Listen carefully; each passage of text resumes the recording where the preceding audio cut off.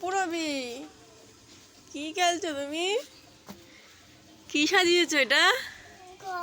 ঘর সাজিয়েছো? খাট পেয়েছো? না, এইটা দিয়েছি। ওইটা দিয়েছো? হ্যাঁ। তাই? খুব সুন্দর হয়েছে। এগুলো ওগুলো দাঁড় করাতে হয়তো, এই যে এটা পড়ে গেল তো ক্লকটা। কোনটা? এর মধ্যে কি রয়েছে? ওর মধ্যে দরজা জানলা। আর গণেশ। ও গণেশ। হ্যাঁ। এটা তো বেসিন। হ্যাঁ। টয়লেট কোথায়? এইটা, আরে এইটা টয়লেট আর এটা পটি। ও এটা তো ক্লক, এটা এখানে থাকবে। ক্লক মানে ঘড়ি হয়। আর